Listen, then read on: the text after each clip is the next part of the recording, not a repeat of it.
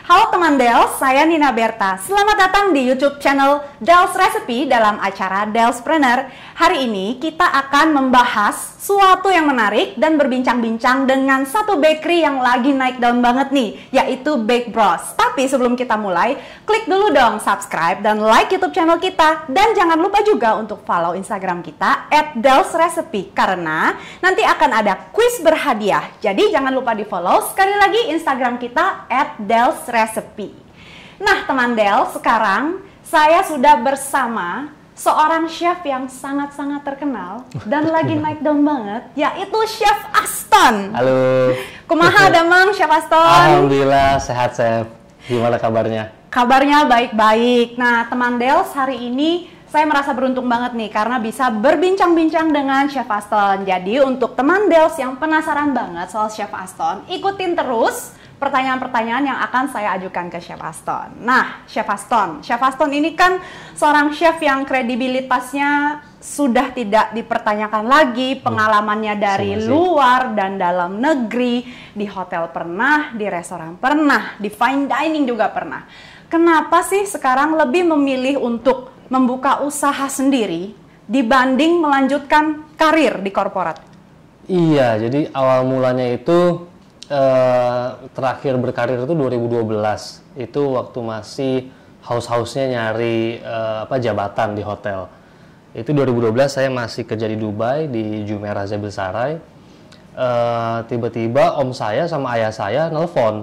Mereka bilang, sampai kapan saya mau di luar negeri gitu, karena selama hampir 7 tahun tuh saya pulang juga cuma 2 kali dan itu juga nggak lama gitu. Jadi keluarga besar juga merasa kehilangan saya lah gitu, seperti itu. Nah, terus om sama ayah tuh bilang, kamu setinggi-tinggi jabatan di sana, gimana pun kamu tetap karyawan. Kamu nggak mau ubah mindset kamu gitu loh, yang biasanya kamu cuma datang kerja cari rezeki, sekarang mindsetnya datang bikin pekerjaan dan bagi-bagi rezeki gitu untuk karyawan dan yang lain. Nah, karena perpindahan mindset itu yang bikin saya tertarik untuk, oh ya boleh juga nih saya bilang. Tapi ya pada saat itu memang nggak gampang ya untuk merubah mental. Jadi mindset itu udah kebentuk, tapi mentalnya yang belum siap. Mental jadi pengusaha itu, waduh, bener-bener ratusan kali lipat lebih susah ya daripada mental karyawan. Nah, teman Dels, ini bahasan yang menarik banget nih. Sebenarnya aku juga penasaran mau tanya ke Chef Aston. Kalau bisa diungkapkan nih Chef Aston, antara punya bisnis sendiri dan bekerja sama orang itu kira-kira berapa kali lipat sih perbedaan stresnya? Mungkin teman Dels mau tahu nih. Waduh, banyak. Kalau dikali lipat kayaknya limitless ya. Karena mau usahanya masih nol, usahanya sudah besar, sudah bisa dibilang sudah automation perusahaannya, tetap stress level itu justru menurut aku pribadi, semakin tinggi perusahaan, stress level juga kita juga semakin siap-siap untuk tinggi. Karena resiko yang kita hadapi juga lumayan besar, dari yang mulai tanggung jawab kita untuk mengelola atau mengayomi misalkan 5 karyawan, ketika perusahaannya besar, sudah ratusan karyawan ya, itu kan tanggung jawab kita gimana cara kita ngelola karyawannya semuanya bisa berjalan sesuai dengan visi misi kita.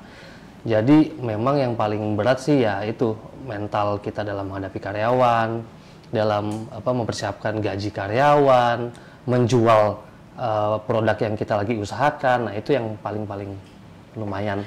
Nah berarti pada akhirnya Chef Aston setuju dengan pendapat keluarga atau ayah bahwa setinggi-tingginya kita berkarir ya kamu tetap karyawan. Betul. Jadi sebenarnya ingin membuka lapangan pekerjaan buat bagi banyak orang ya akhirnya. Chef Aston. Betul. Tapi sebenarnya ketika kita punya usaha sendiri pun sebenarnya kita masih karyawan. Kita karyawannya karyawan kita.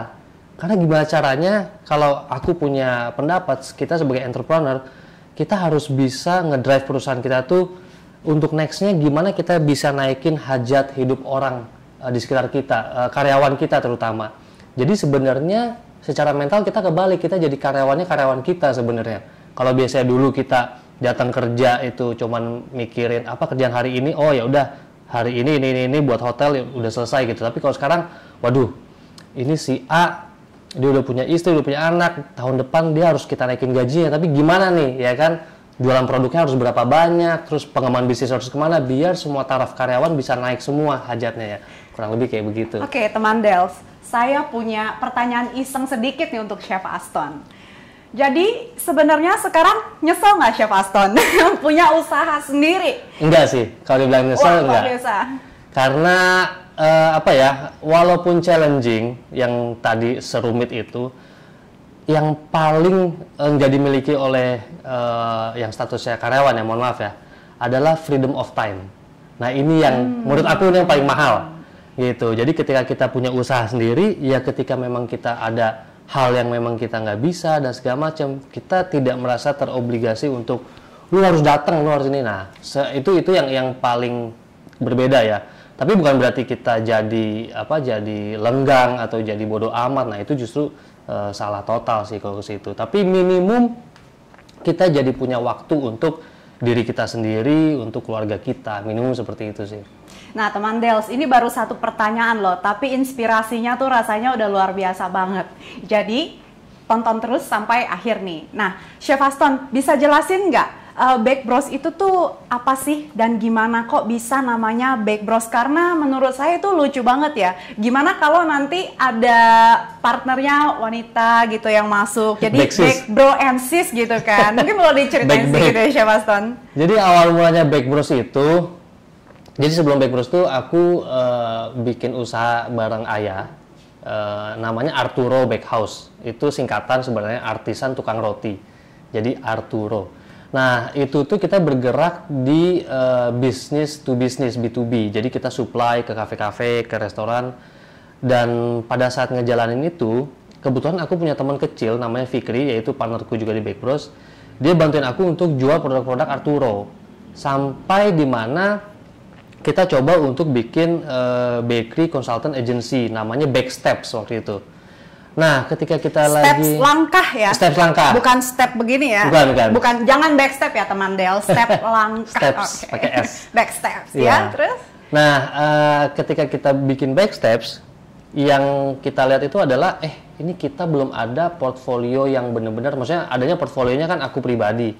Beberapa bisnis unit yang aku pernah set up, aku pernah konsultanin dan aku pernah kelola juga. Tapi kalau portfolio si Backsteps ini kan nggak ada, jadi secara nggak langsung showing gallery untuk si Backsteps ini nggak ada nih. Akhirnya kita berdua iseng, gimana kalau kita bikin toko roti lah, gerobakan tapi karena minimum risk dan segala macam. Kebetulan juga memang pada saat itu sesuai dengan bisnis Arturo yaitu konsep B2B, akhirnya aku di dapur Arturo create formula untuk produk-produknya Bake Bros. Akhirnya kita pakai nama Bake Bros itu karena pada saat itu kita pikir Backsteps, apa ya yang deket nih ke Backsteps? Oh, Bake Bros saja gitu namanya, karena brosnya kan brothers. Nah, ketika kita berdua itu yang namanya sahabat ya, apalagi sahabat kecil ya. Takutnya kalau kita ada argumen atau ketidakcocokan, kita lebih value persahabatannya ketimbang bisnisnya.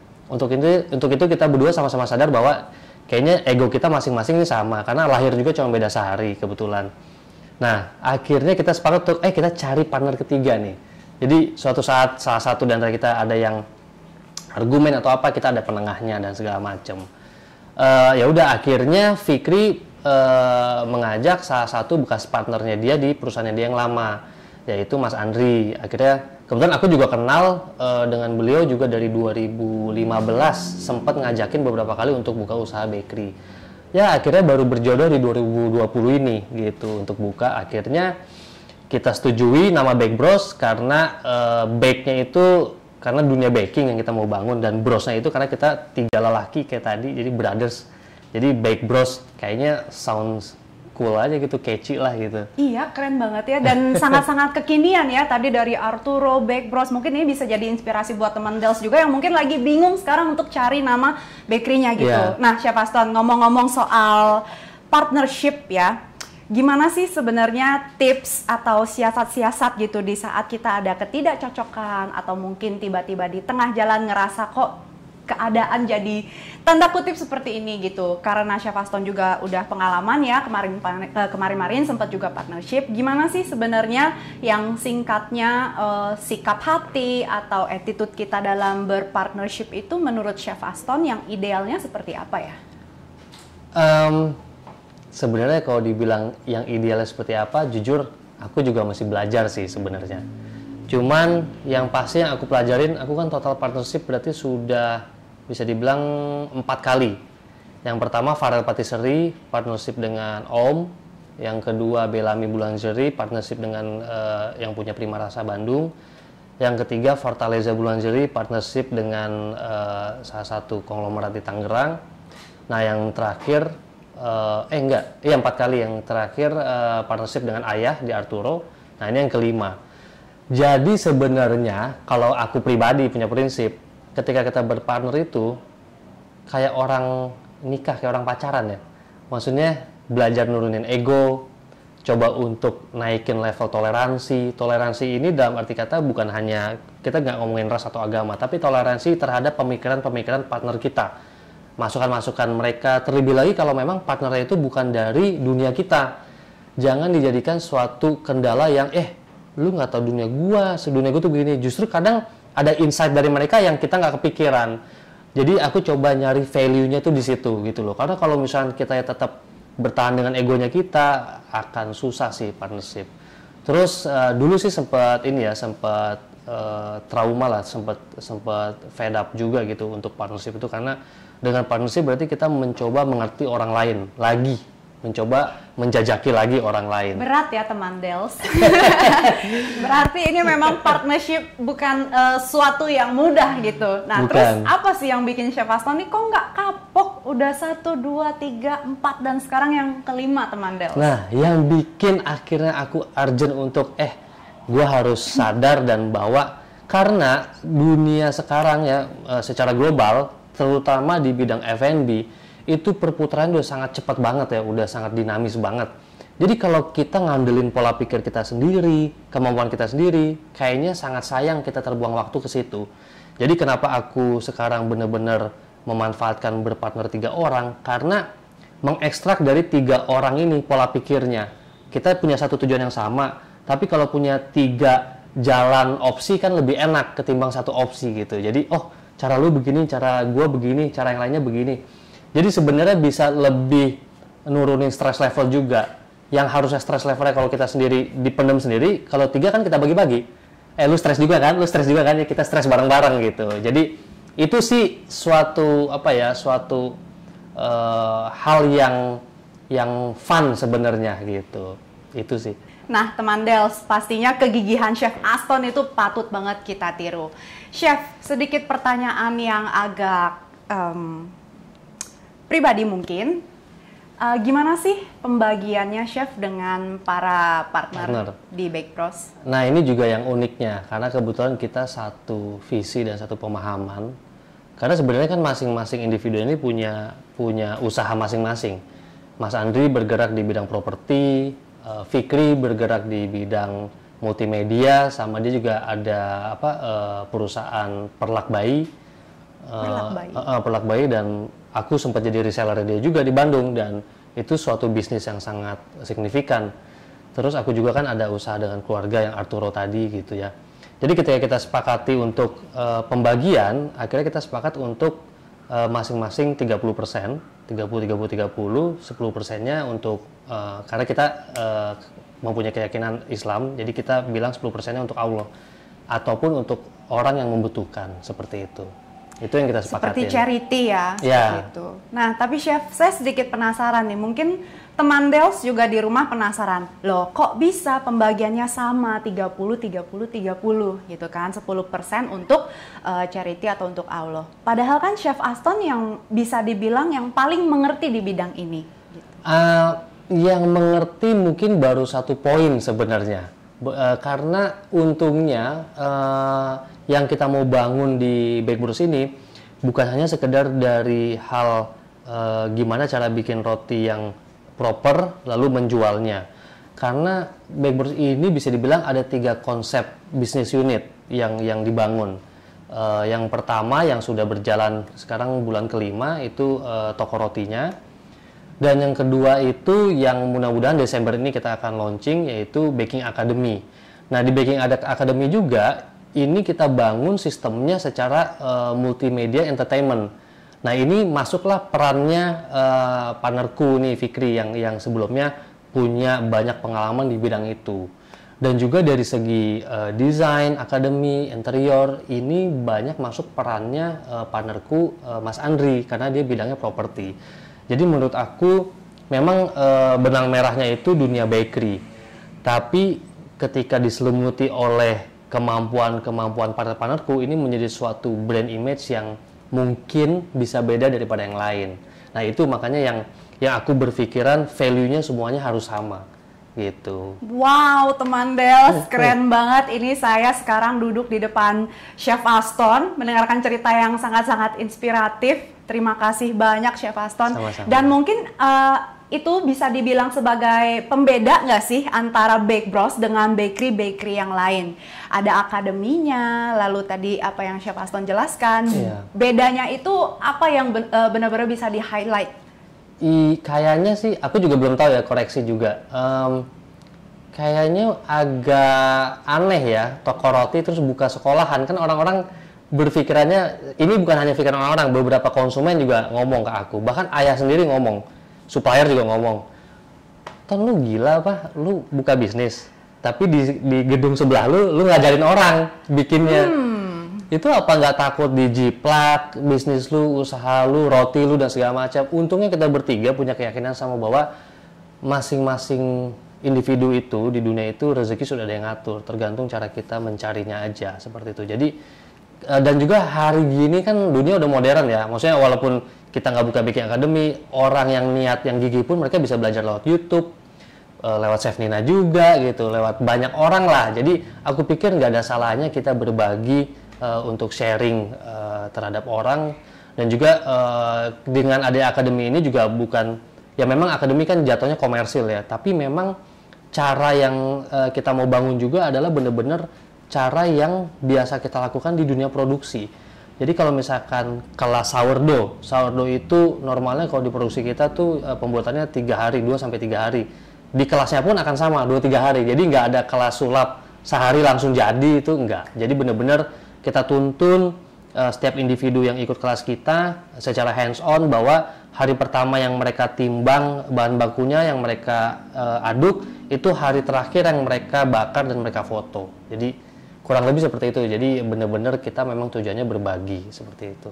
Nah, oke teman Dels. Jadi kira-kira itulah yang membedakan Bake Bros dengan bakery yang lain. Bakery-nya itu sebelah-sebelahan dengan Baking Academy. Yang mungkin beberapa resepnya sama nggak sih antara yang dijual sama yang diajarkan di sini Chef Aston?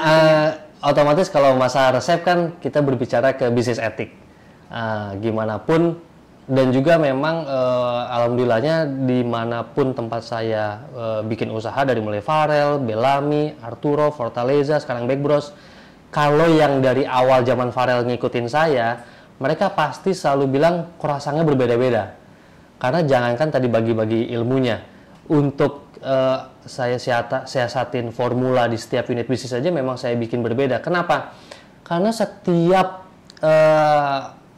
bikin usaha baru, saya juga termotivasi untuk create formula baru, untuk terus kita expand.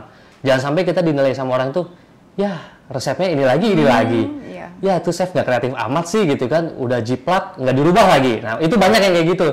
Ya minimum kita belajar dari buku, dari YouTube, terus kita juga belajar untuk merubah-rubah formula gitu ya. Misalkan, oh ya ini pakai gula kita ganti setengah pakai madu dan segala macem. Nah sebenarnya sih kalau dibilang resepnya sama otomatis berbeda gitu, formulanya akan berbeda. Tapi ada benang merahnya nih biasanya yang khasnya saya. Contoh sourdough yang ada di toko roti saya ataupun yang di akademi, dua-duanya akan sama-sama high hydration. Itu yang orang-orang kemarin-kemarin di Instagram tuh agak stres ngikutin resep saya dan segala macam. Nah itu yang nanti akan kita bangun seperti itu. Saya juga waktu itu sempat ikutin resepnya Chef Aston ya, jadi memang rada pusing karena high hydration. Nah teman Dels, pembahasan kita semakin menarik, tapi sebelumnya mungkin kita boleh sambil minum ya Chef Aston. Boleh, ya? silakan. Ayo Chef, diminum Chef. Iya. Chef Aston, kalau soal menu nih, apa sih yang jadi andalannya di Bake Bros itu?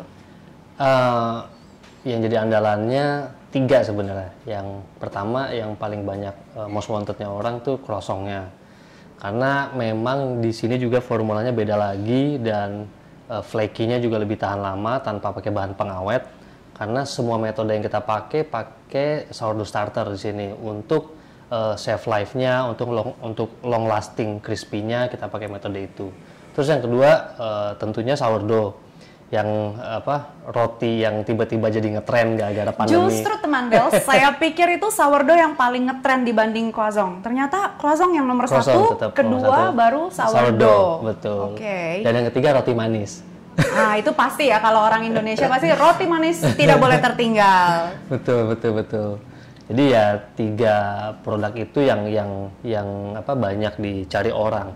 Dan kebetulan 3 produk itu juga yang nantinya akan kita fokusin pertama untuk Baking Academy itu di kelas ini kebetulan nantinya. Gitu. Oh begitu. Jadi nanti Baking Academy ini fokusnya lebih ke roti-rotian, croissant dan sourdough. Kalau untuk seperti kue-kuean? Itu akan ada juga. Itu tinggal nunggu dari Chef Ninanya. Oh begitu teman Del. Nah Chef Aston, aku penasaran. Kira-kira nih croissant yang di depan mataku ini tuh teman Del ini wangi banget sih. Aduh, thank you. Cara penyimpanannya sebaiknya di dalam chiller atau di suhu ruang aja Chef Aston supaya lebih tetap crispy dan flaky gitu. Oh, sebenarnya kalau di suhu ruang sih untuk 2 hari masih bisa.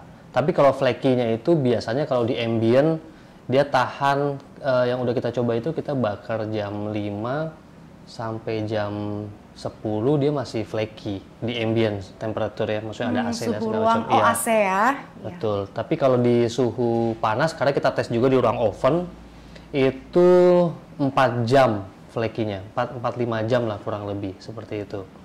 Okay. Tapi kalau pengen lebih flaky lagi, kita bisa taruh di kulkas gitu ya. Nah nanti kita reheat lagi di oven, jangan di microwave gitu. Tapi kalau misalnya chef oven nggak ada gitu kan, ada microwave, mendingan di kompor, di pan. Oh di pan. Di pan toast gitu. Itu akan jauh lebih crispy, dalamnya tetap moist ketimbang di microwave yang tiba-tiba croissantnya jadi roti kadet, lembek gitu lembek, ya, lentur ya jadinya gitu. Nah teman Dels tuh diinget-inget tips dari Chef Aston. Nah aku mau highlight sedikit soal sourdough yang sekarang tuh lagi hype banget, terutama pada saat pandemi ini kayaknya semua orang kok mencoba bikin starter. Betul. Ya kan? Semua orang mendadak jadi baker. Betul, mendadak jadi home baker. Nah, apa sih yang membedakan sourdough-nya Chef Aston dengan sourdough bakery lain? Karena setahu aku juga banyak ya bakery lain yang jual sourdough. Yang pertama kayaknya nih ya, yang agak langka, aku kan pakai starter yang dari zaman di Lenord. Wow, yang di Paris. Iya, dari 2005 dulu tuh. Jadi kurang lebih udah 15 tahun starternya. Nah, itu satu. Kadang ini juga sih susahnya ketika orang diskusi sama aku, Chef, aku cobain resep yang di post Chef Aston di Instagram, tapi kok waktu ngembangnya nggak sama dan segala macam. Ya, aku bilang ya mungkin itu juga bedanya ya, lavangku sudah terlalu aktif dan juga jadwal feedingnya juga udah nggak serutin orang-orang lain lagi gitu, seperti itu. Nah ini juga yang bikin karakter sourdough aku beda sendiri. Dan yang kedua adalah high hydration-nya tadi. Jadi rata-rata sourdough kita itu hidrasinya di atas 80% semua. Gitu. Starting dari yang 88 sampai yang 97,5 itu yang sourdough brownies kalau nggak salah.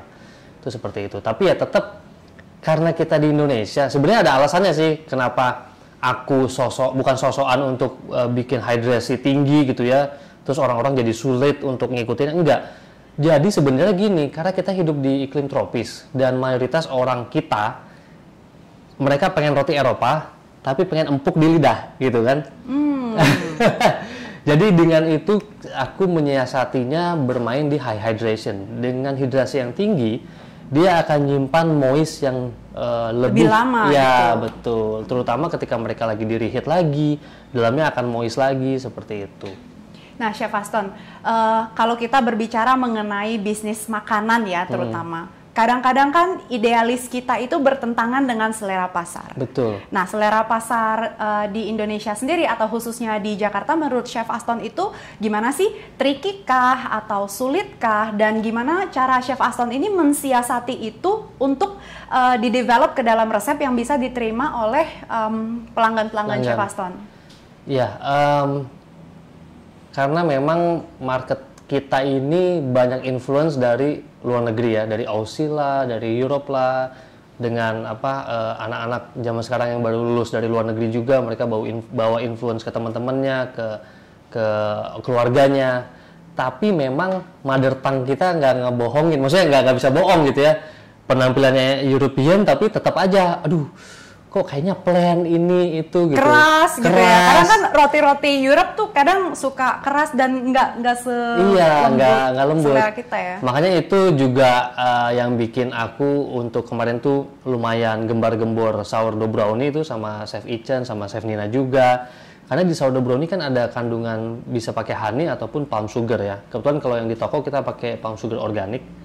Tentunya dari Delisari. Iklan dikit.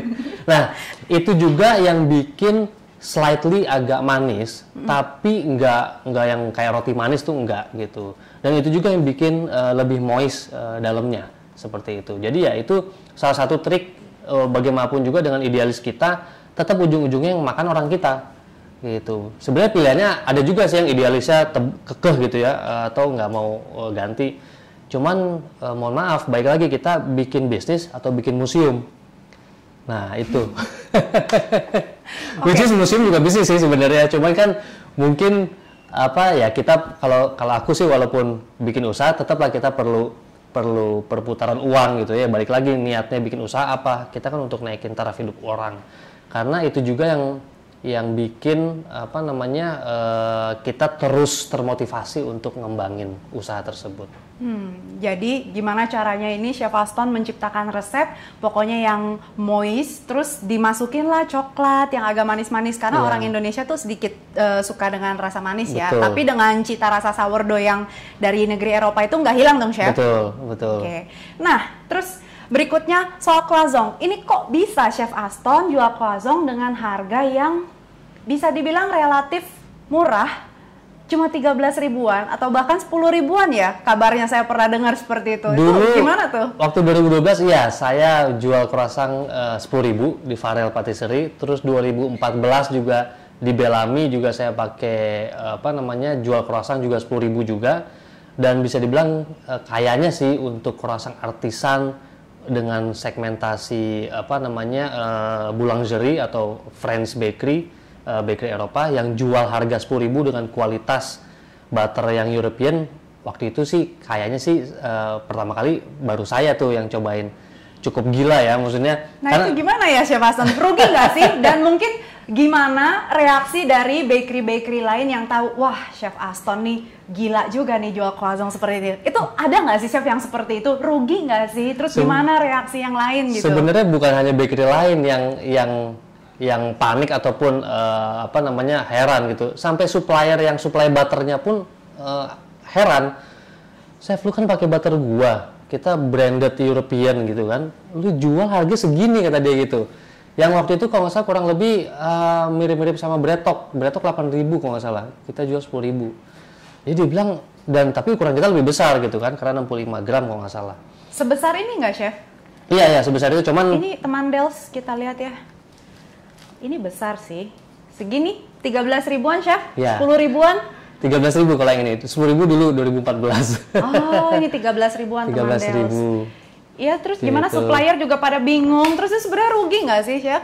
Sebenarnya sih dibilang rugi sangat enggak banget. Tapi memang profitnya ya kita slightly lah gitu. Jadi kita memang main di volume.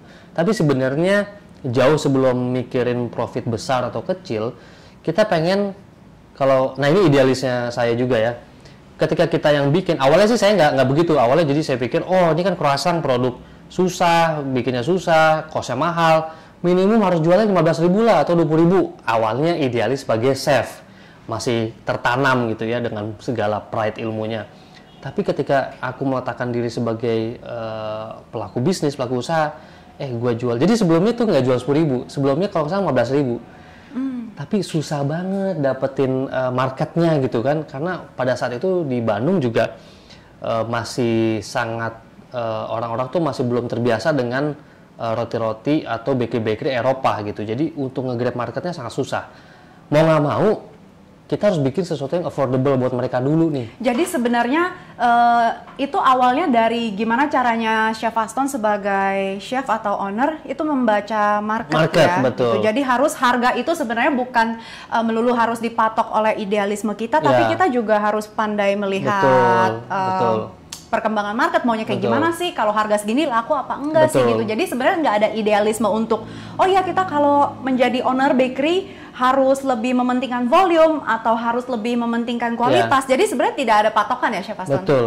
Karena sekali lagi ya, karena aku juga apalagi di Jakarta ya ngelihat orang jual sourdough semahal itu, croissant semahal itu. Mohon maaf ya. End of the day itu hanya roti gitu loh. Bukan, maksudnya oke lah kalau kita bilang ini kan ada faktor misalnya kelangkaan nih, nggak semua bakery bisa bikin sourdough yang begini atau croissant yang begini. Iya, tapi ini kan bukan suatu perhiasan yang orang belinya gimana-gimana. Ini end of the day ini roti loh, dan roti itu sama kayak kita jual nasi goreng. Maksudnya jadi prinsip itu yang saya tekenin. Jadi gimana caranya mengkroasangkan Indonesia atau mengsourdoughkan Indonesia biar mereka bisa afford, mereka bisa beli ini dengan terjangkau tanpa harus gila gue mau nyobain tuh bikin Chef Aston tapi mahal banget gila harganya. Nah itu yang kita nggak mau bikin kayak gitu.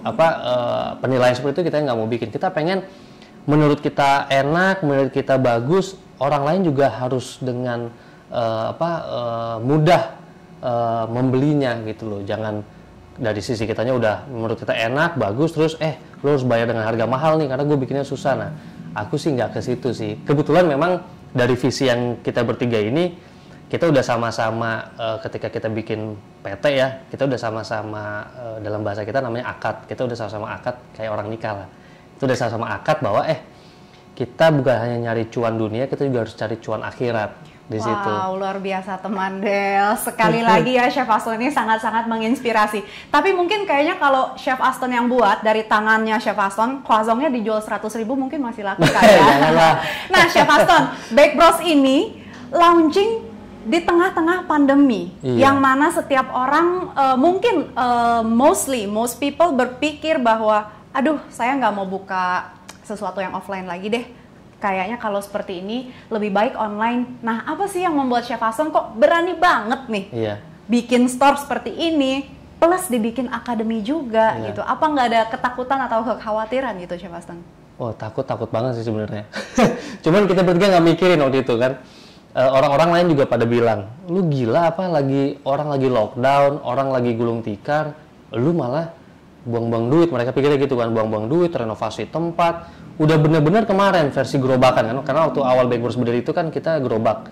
Ada di Pasar Majestic, sama pas hari pertama kita mau buka di yang kedua di Pasar Bintaro itu pas pandemi dimulai itu. Akhirnya semua pasar lockdown.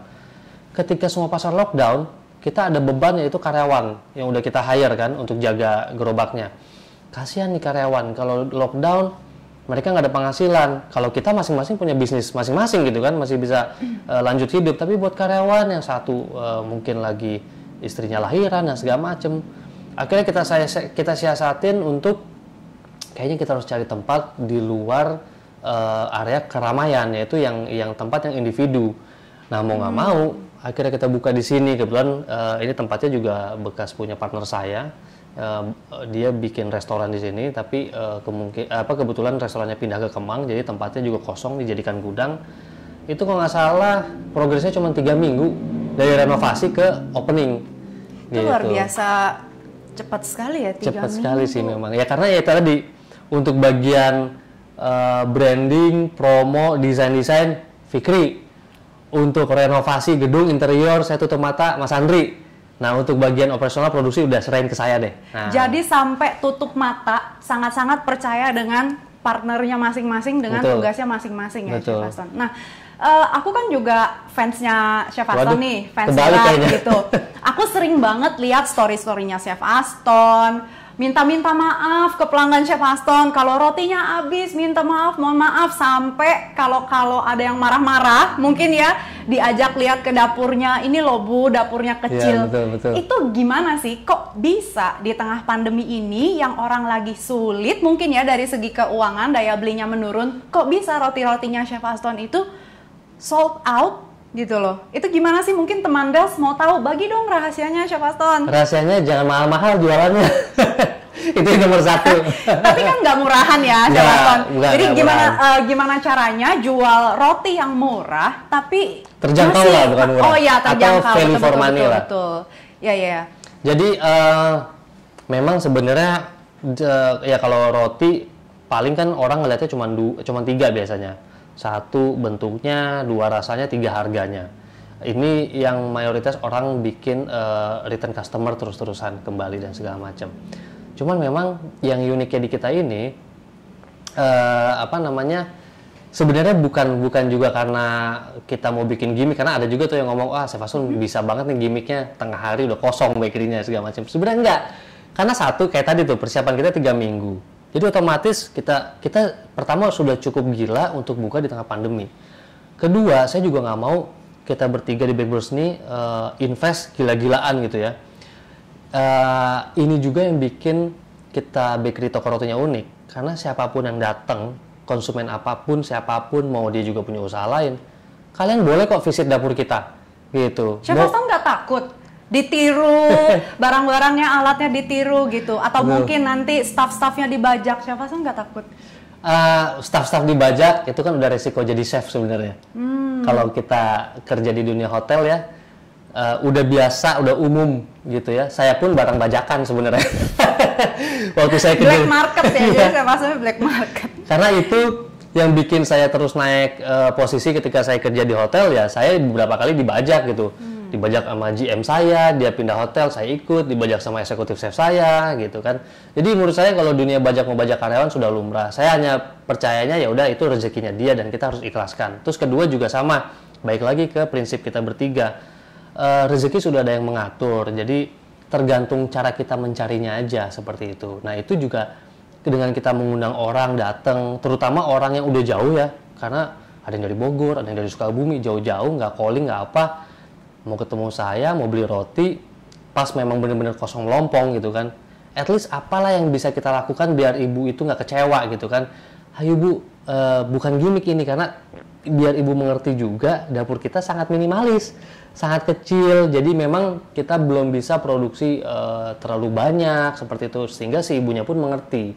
Jadi bukan hanya kita ngundang orang untuk ngeliat, tapi juga biar mereka memahami bahwa memang konsep kita karena kita masih baru banget lah, kita belum berani jor-joran segimana. Nah, tapi ini sih lagi dalam tahap pengembangan produksi. Mudah-mudahan insya Allah nggak ada lagi yang sold out di tengah-tengah hari, karena banyak ibu-ibu yang bilang, Bake Bros mah terkenal jam 12 kosong katanya.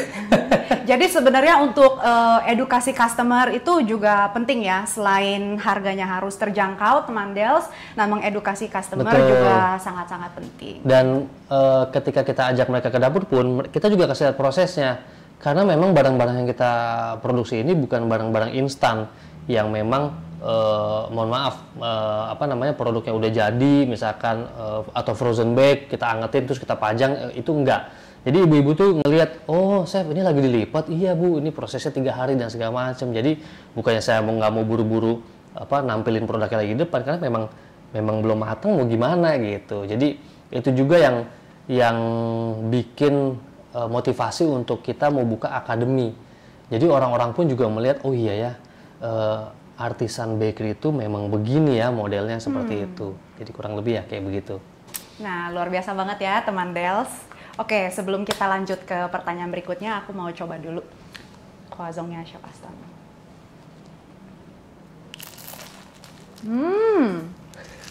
Masih crispy ya? Crispy. Sekarang jam 1. Ini bakaran yang jam 6 kalau nggak salah.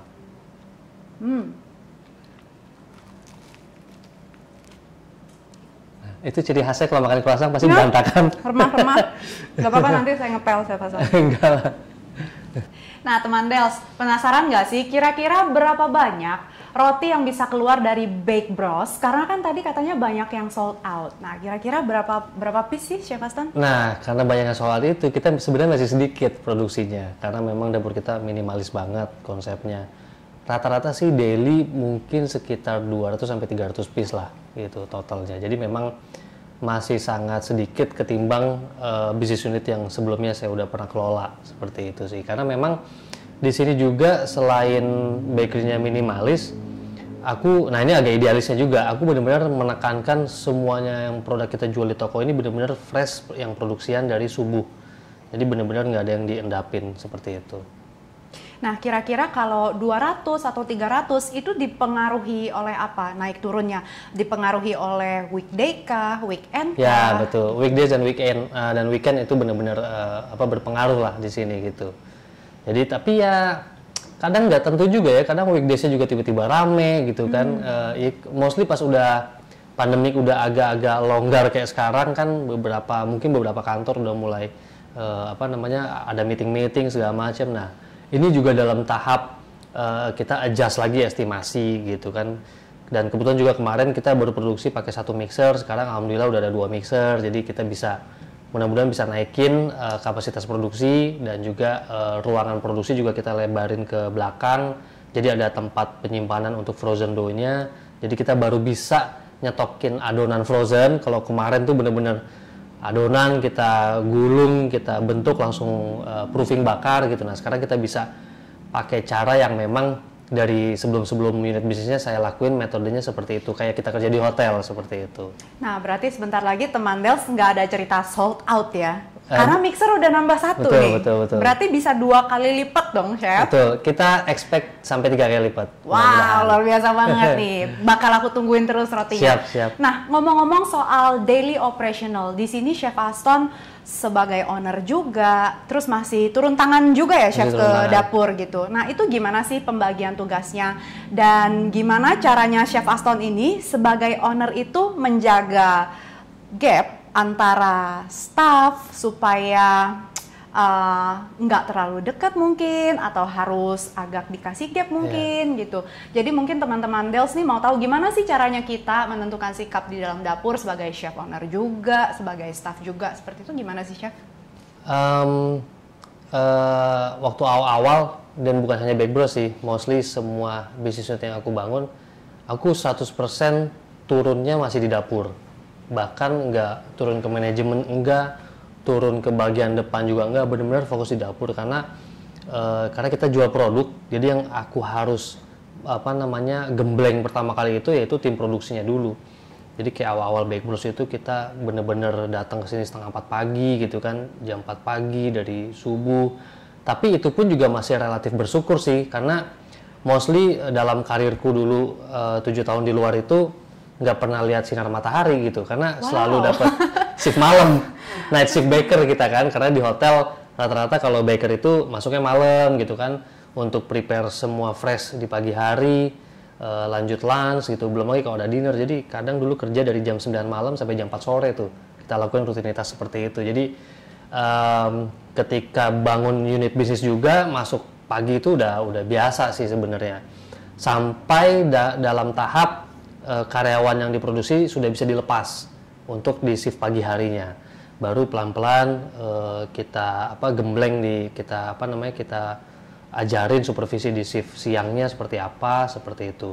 Dan juga memang karena baik lagi di sini tuh kan ada 3 orang ya pembagian tugasnya, jadi memang mostly mengenai operasional, mengenai produksi, R&D, itu masih aku yang pegang. Tapi kalau mengenai marketing, penjualan itu mostly udah aku serahin ke partnerku, ke Fikri.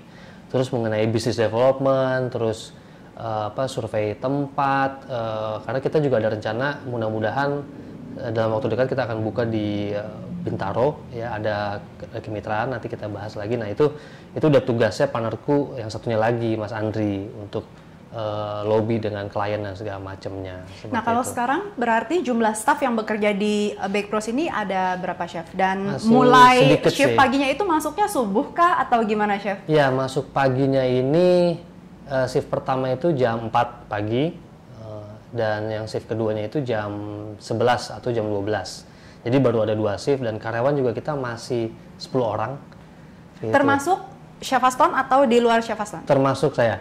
Oh, termasuk Chef Aston 10. Masih 10 orang, jadi kita masih terbatas banget. Nah, untuk itu juga menjawab yang tadi sebagai owner sekaligus atasannya mereka juga secara struktural. Bagaimana itu menjaga? Nah, sebenarnya aku nggak suka ada gap, tapi gapnya kebikin sendiri.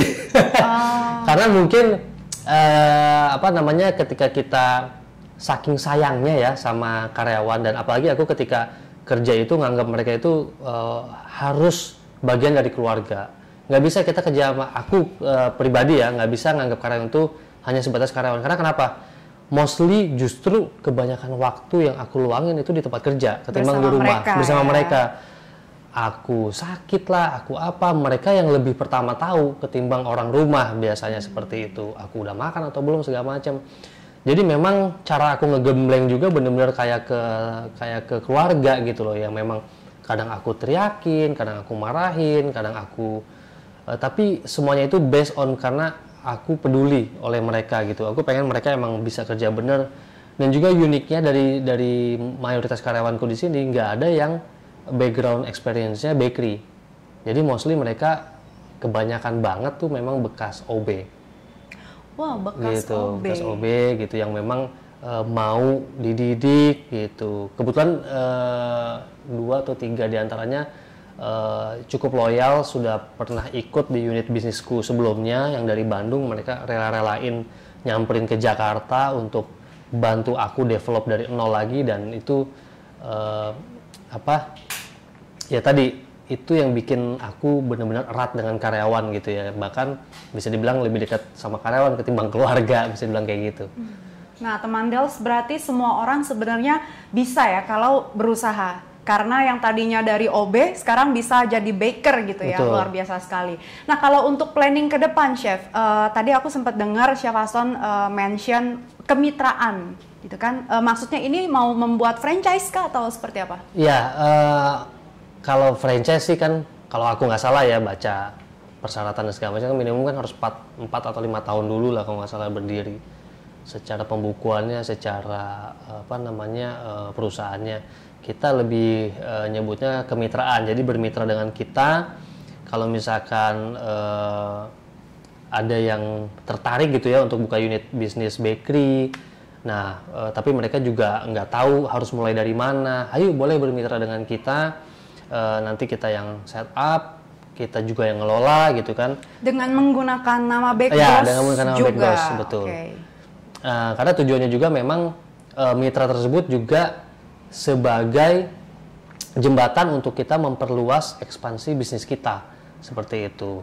Dan sebagai benefitnya, mitra tersebut juga akan dapat kelas non-stop, dalam arti kata semua apa yang akan ada dijual kita akan ajarin mereka juga di sini. Tujuannya bukan mereka bisa, tapi tujuannya agar mereka paham, mengerti terhadap produk apa yang kita sedang kerjakan. Kalau kita ada R&D baru, kita bawa ke akademi. Itu jadi tujuan akademi ini juga banyak, bukan hanya untuk buka kelas, tapi juga untuk sebagai benefit terhadap mitra. Untuk training kemitraan. Betul, ya. kemitraan. Okay. Jadi nanti kemitraannya ini akan lebih ke bakery-nya aja ya. Untuk akademinya sendiri memang mungkin belum. Walaupun sudah ada yang minat. Wah, luar biasa. Baking Academy-nya belum berjalan tapi udah ada yang minat ini. Udah ada yang minat nawarin. Keren banget deh. Untuk buka di Jakarta, tengah kota. Cuman akunya bilang, aduh akunya masih seorang diri nih, nggak bisa dibelah. Gitu. Nah, bagi yang mau menjalin kemitraan nih dengan Bakebros atau dengan Chef Aston itu gimana caranya ya? Nah, mungkin bisa dihubungi lewat Instagram kita di @bakebros.id ataupun nanti bisa kontak email kita atau nomor telepon PIC kita, nanti akan kita share mungkin di screen-nya Dels.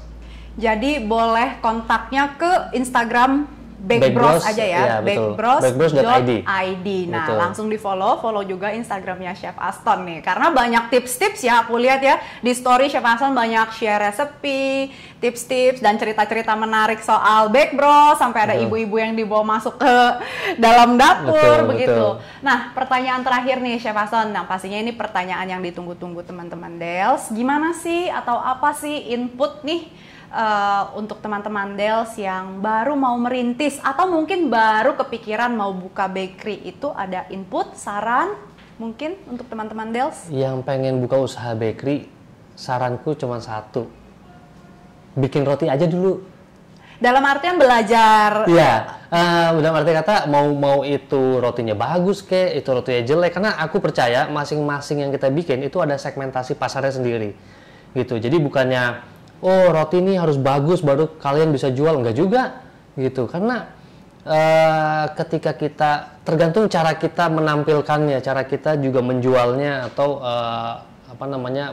mempromosikan si produk tersebut. Jadi jangan dulu banyak pola pikir kayak oh kan bisnis bakery itu kan rata-rata orang bilang bisnis yang paling mahal ya investmentnya, karena alat-alatnya, mesin-mesinnya untuk ngehadirin satu roti aja butuh beberapa alat, kayak croissant nih butuh mixer, butuh dositer, butuh prover, butuh oven ya, udah 4 equipment meja sendiri. yang proper aja mahal ya, Chef Aston. betul. Ini mejanya bagus banget loh teman Dels. Thank you. Terus gimana lagi? Jadi intinya langsung bikin aja rotinya, langsung tawarin, nggak usah ribet dulu, pakai benda-benda atau equipment yang ada di rumah dulu. Nah itu yang kita implementasikan di Bake Bros itu, kenapa sourdough kita juga sempat sampai sekarang masih hits, karena orang-orang ngelihat kok ini sourdough dijual bikinnya pakai panci gitu kan, pakai panci siomay ini. Panci siomay ini teman Dels. Karena kebetulan ovennya nggak ada steamnya, jadi pakai panci itu, ini kan tekniknya namanya Dutch oven. Jadi kita create steam pressure, natural steam pressure di dalam si panci tersebut biar rotinya merekah gitu. Tapi itu juga hanya untuk roti-roti yang memerlukan steam, yang memerlukan oven spring yang tinggi. Tapi kalau kayak roti manis, roti tawar sih nggak perlu pakai panci, gitu bisa langsung direct. Tapi intinya apapun jangan mikirin dulu, aduh saya mau buka toko roti tapi saya mau buka produk apa. Kita lihat dulu aja di rumah ada benda apa aja yang bisa dipakai untuk bikin roti, pakai dulu, bakar dulu, tunjukin dulu, tawarin dulu ke orang gitu. Berarti bisa jadi ya sudah online aja. Betul. Bukan berarti punya bakery offline langsung gitu. Betul. Kan bukan berarti ya. Betul. Tapi bisa juga offline, kita buka gelar sendiri di garasi gitu. Why not gitu. Untuk tetangga-tetangga kita. Betul. Ya, betul. Apalagi kalau misalnya weekend gitu ya, orang-orang sekarang udah mulai banyak sepedahan, lari, kita iseng aja buka di garasi kita gitu. Mampir dong lihat nih, gue kemarin bikin roti nih, nggak tahu enak nggak tahu enggak nih. Gue kasih harga segini deh gitu. Yang penting yang nomor satu nih, nyampe dulu ke lidah marketnya si rotinya itu. Karena kalau satu roti udah nyampe ke satu lidah dan dia bilang enak, itu akan mudah-mudahan akan terus mulut ke mulut gitu. Nah, Chef Aston dan teman Dels, sebelum perbincangan hari ini kita selesai, ada pertanyaan nih dari Instagram. Boleh ya, Chef Aston? Boleh. Pertanyaannya dari akun askadina_s.a. Nah, pertanyaannya, gimana sih caranya biar roti buatan rumah bisa sekenyal dan seenak roti ala-ala cafe yang dibuat chef-chef, padahal resep udah sama? Ini kenyal ini kan relatif ya, orang seberapa kenyalnya, karena umumnya kalau roti kenyal itu identik dengan hidrasinya tuh rendah biasanya gitu. Nah, tapi kalau personal aku suka kenyalnya tuh yang cuman slightly aja lah. Makanya oke, kalau misalnya dia udah pernah nyobain resep yang hidrasi tinggi misalkan ya, terus kok kenyalnya belum dapet, berarti bisa dibilang gluten developmentnya belum terbentuk secara sempurna, atau bahasa simpelnya adonannya belum terlalu kalis seperti itu. Tapi kalau misalkan aku juga kurang jelas rotinya apa. Ini roti ngomongin roti apa ya, tapi mungkin kalau kenyal kita anggap sourdough ya. Kita anggapnya sourdough nih teman Dels.